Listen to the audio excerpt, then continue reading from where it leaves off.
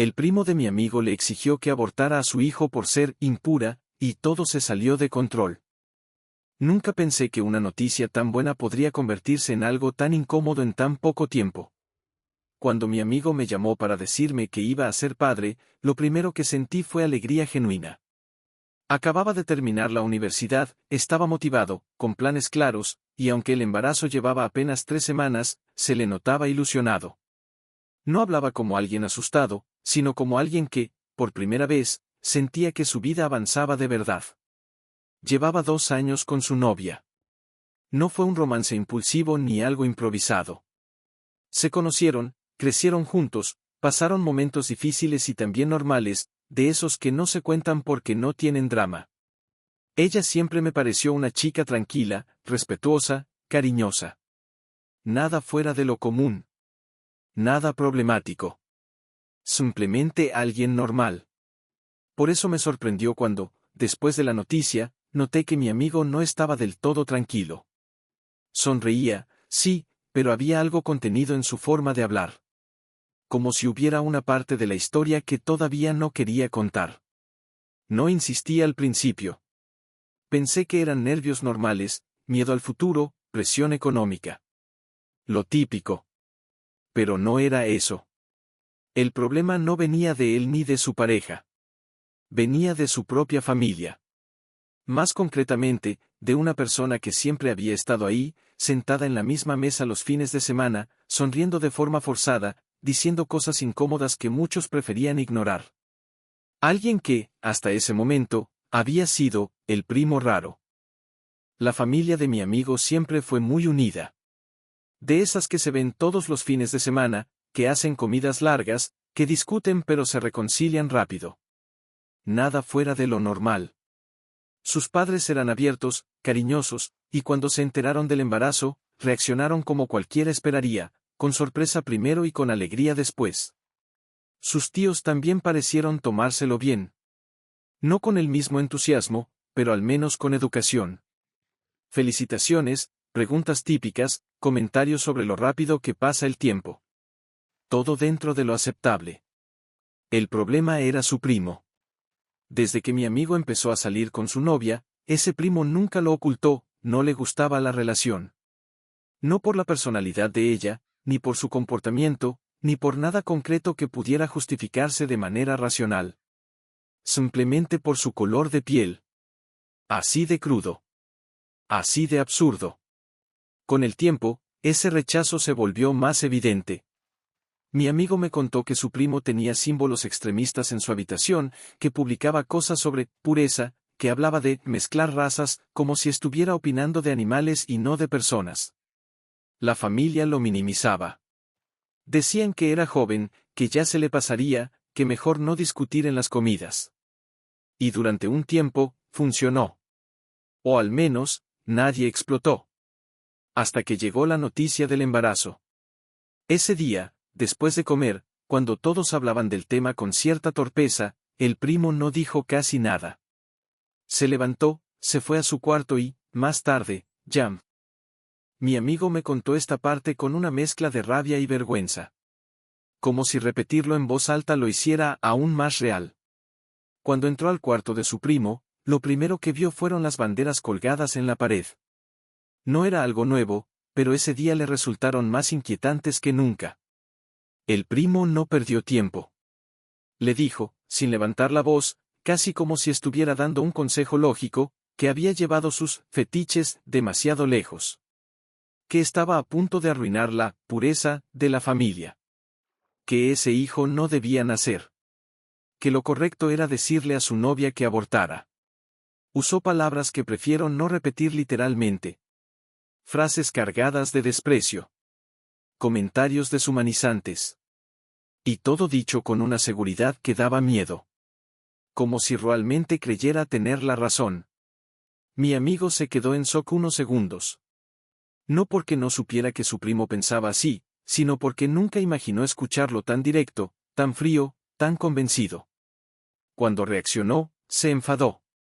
Le dijo que parara, que estaba diciendo barbaridades, que no tenía derecho a hablar así de su pareja ni de su hijo. El primo no gritó. No se alteró. Solo sonrió de lado y le dijo que estaba cometiendo un error del que se arrepentiría toda su vida. Lo más irónico de todo es que ese mismo primo era el primero en ir a marchas pro vida. El primero en hablar de moral. El primero en señalar a otros. Mi amigo salió de esa habitación con un nudo en el estómago. No armó un escándalo. No dijo nada en él. Pensó que ahí terminaría todo. Que había sido una conversación horrible, pero aislada. Se equivocó. 2 días después, su primo empezó a escribirle. Primero fueron mensajes largos, llenos de enlaces, vídeos, textos sacados de foros. Argumentos disfrazados de lógica. Supuestos estudios. Discursos de odio presentados como opiniones. Todo insistiendo en la misma idea, que traer ese hijo al mundo era un error. Mi amigo dejó de responder. Bloqueó algunos mensajes, ignoró otros. No quería más conflicto. Tenía suficiente con procesar lo que estaba pasando. Pero el daño ya estaba hecho. Empezó a dormir mal. A pensar demasiado. A sentir una mezcla rara de culpa y enfado, aunque sabía que no había hecho nada malo. Lo más difícil fue decidir no contarle nada a su novia. No porque no confiara en ella, sino porque no quería cargarla con algo tan feo en un momento que debía ser feliz. Estaba embarazada, sensible, ilusionada. ¿Para qué romperle eso con el odio de alguien que no importaba? Así que se lo guardó. Se alejó un poco de su familia. Empezó a poner excusas para no ir a las comidas. Y sin darse cuenta, ese silencio empezó a pasar factura. Porque cuando alguien ataca algo tan importante como tu familia, ignorarlo no lo hace desaparecer. Solo hace que se acumule. Y esa acumulación, tarde o temprano, explota. El silencio no duró mucho. Aunque mi amigo intentó actuar normal, su comportamiento empezó a cambiar. Estaba más irritable, más distante, y cualquier comentario familiar lo ponía a la defensiva. Su novia lo notó antes que nadie.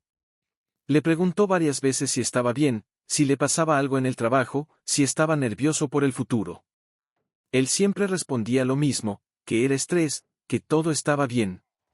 Pero no lo estaba. Cada vez que veía un mensaje nuevo en el teléfono, pensaba que podía ser su primo otra vez. Cada vez que se acercaba el fin de semana, sentía una presión en el pecho solo de imaginar otra comida familiar. No quería enfrentar una discusión, pero tampoco estaba dispuesto a tolerar más ataques. Lo peor fue darse cuenta de que algunos familiares sabían algo y preferían no decir nada. Comentarios sueltos. Miradas incómodas. Silencios largos cuando se mencionaba el embarazo. Nadie decía nada explícito, pero la incomodidad flotaba en el ambiente. Un domingo decidió no ir a la comida familiar. Dijo que estaba cansado. Era mentira. Simplemente no quería exponerse. Su madre lo llamó después, preocupada. Le preguntó si había pasado algo. Él dudó. Pensó en contarle todo. Pensó en protegerse por una vez. Pero volvió a callar. Ese día entendió algo que le dolió más que los mensajes de su primo. A veces, la familia prefiere la comodidad del silencio antes que enfrentar una verdad incómoda. La situación se volvió insostenible cuando su primo decidió cruzar otra línea. Un día, sin previo aviso, le escribió directamente a la novia de mi amigo. No con insultos directos, no con amenazas claras, sino con insinuaciones. Mensajes disfrazados de preocupación. Preguntas cargadas de veneno. Comentarios pasivo-agresivos sobre el futuro del bebé. Ahí ya no había forma de esconderlo. Mi amigo llegó a casa ese día y no pudo seguir fingiendo. Se sentó con ella en la cocina y, con la voz temblándole más de lo que esperaba, le contó todo. Desde la conversación en el cuarto, hasta los mensajes, los vídeos, el acoso constante. Ella no lloró de inmediato. Se quedó en silencio. Escuchó todo sin interrumpir. Cuando terminó, respiró hondo y le dijo algo que él no olvidará nunca, que no era solo su problema, que también era el de ella, y que no pensaba vivir con miedo ni vergüenza por algo que no habían hecho mal. Fue un alivio, pero también un golpe de realidad. Porque una cosa es aguantar insultos cuando solo te afectan a ti, y otra muy distinta es ver cómo empiezan a afectar a la persona que amas y al hijo que esperas. Esa noche decidieron algo importante: cortar contacto total con el primo. Bloqueos. Distancia. Límites claros. Pensaron que eso bastaría. No sabían que lo peor todavía no había llegado. La reacción no tardó. Cuando el primo se dio cuenta de que ya no tenía acceso, habló. Y habló mucho. Llamó a familiares, exageró la historia, se presentó como víctima. Dijo que mi amigo lo había atacado, que lo estaba excluyendo injustamente, que todo era un malentendido. La familia se dividió. Algunos apoyaron a mi amigo en silencio. Otros le pidieron que no exagerara, que no rompiera la familia por opiniones, que intentara entender. Esa frase fue la que más le dolió. ¿Entender qué? ¿El odio? ¿El desprecio hacia su hijo? Una noche, su tío lo llamó directamente y le dijo que el primo estaba pasando por un mal momento, que necesitaba comprensión, que quizá lo mejor era hablar y arreglar las cosas. Mi amigo respondió algo que nunca había dicho en voz alta, que no iba a negociar la dignidad de su familia por la comodidad de nadie. La llamada terminó mal. Después de eso, dejaron de invitarlo a reuniones. No de forma explícita, pero sí evidente. Fotos en grupos familiares. Comentarios indirectos. Silencios prolongados. El mensaje era claro: si no cedía, quedaría fuera. Fue un golpe duro. No solo perdía a un primo. Estaba perdiendo a parte de su familia. Y aún así, no se arrepintió.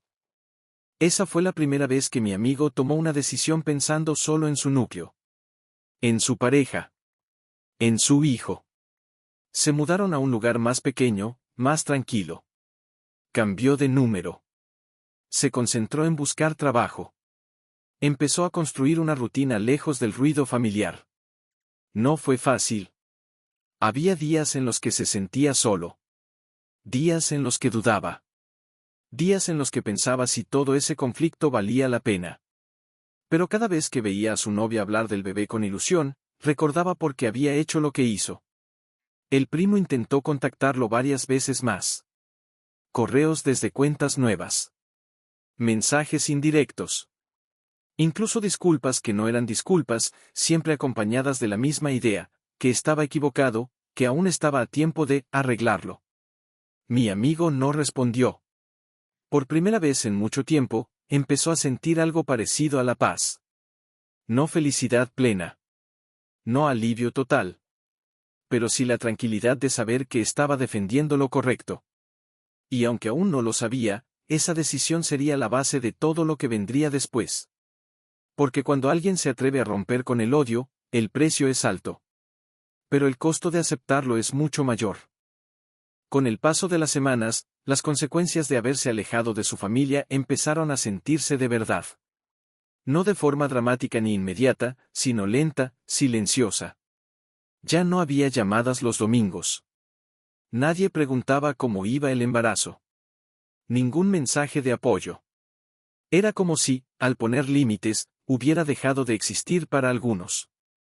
Mi amigo intentaba mantenerse fuerte, pero había noches en las que el cansancio emocional pesaba más que la convicción. No era fácil aceptar que personas que habían sido parte de tu vida durante años prefirieran mirar hacia otro lado antes que enfrentarse al problema real. Su novia también lo notaba. Aunque no se quejaba, había momentos en los que se le veía triste. No por el primo, sino por la ausencia del resto. Ella nunca había pedido aceptación total, solo respeto. Y aún así, parecía ser demasiado. Lo que más le dolía a mi amigo era pensar en su hijo. En crecer sin parte de la familia que él había tenido. En explicarle algún día por qué ciertos nombres no aparecían en las reuniones. Esa idea lo perseguía. Mientras tanto, el primo seguía presente en el fondo, como una sombra. Comentarios que llegaban por terceros. Opiniones lanzadas al aire. Nada directo, pero suficiente para recordarles que el conflicto seguía vivo. Ahí entendió algo importante: alejarse no siempre significa que el problema desaparezca. A veces solo cambia de forma. El verdadero punto de quiebre llegó de la forma más inesperada. Un día, mi amigo se enteró de que su primo había contado su versión de la historia en una reunión familiar grande. No estuvo presente, pero alguien le avisó. Según él, había sido provocado, malinterpretado, y ahora estaba siendo castigado injustamente. Eso fue lo que rompió algo dentro de mi amigo.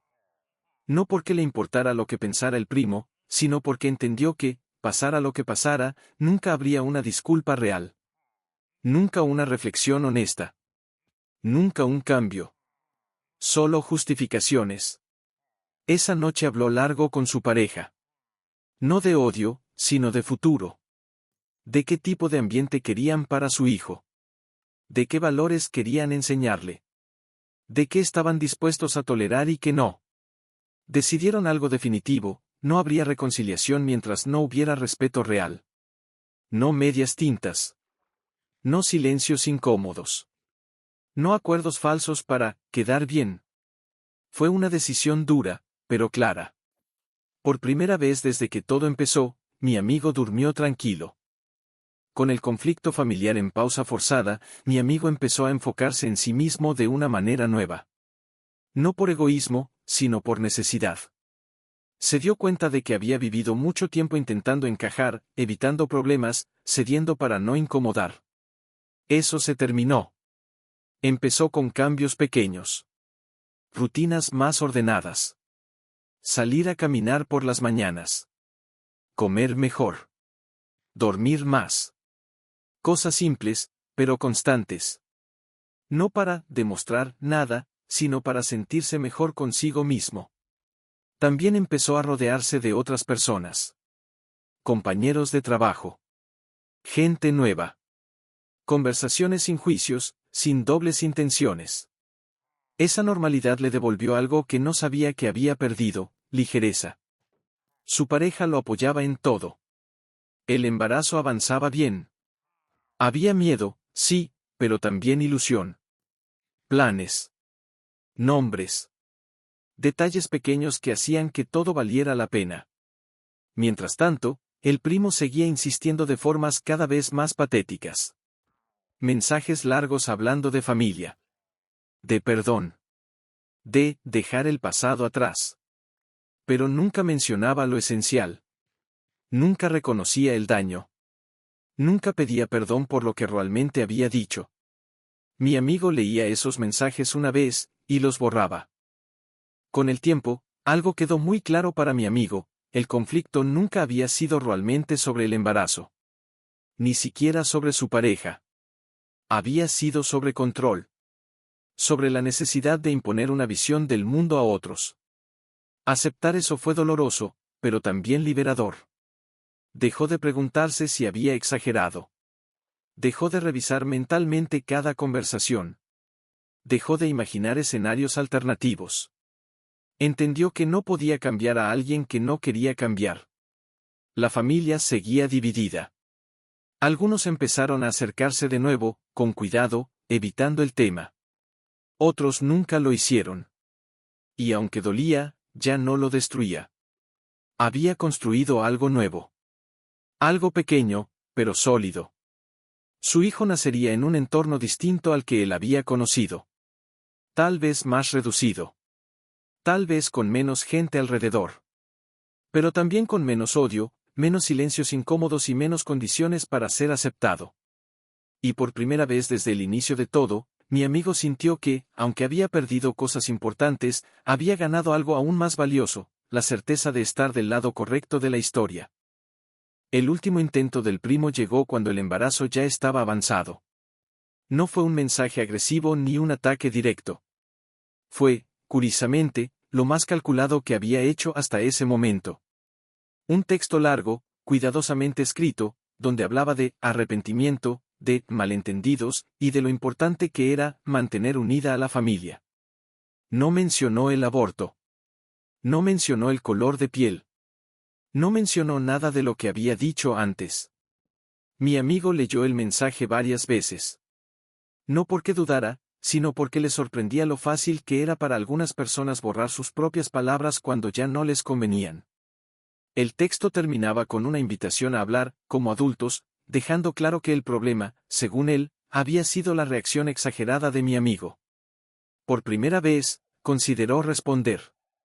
No para reconciliarse, sino para cerrar el capítulo. Escribió una respuesta corta. Clara. Sin insultos. Sin ironía. Le dijo que no habría conversación mientras no hubiera una disculpa real, sin excusas, por lo que había dicho sobre su pareja y su hijo.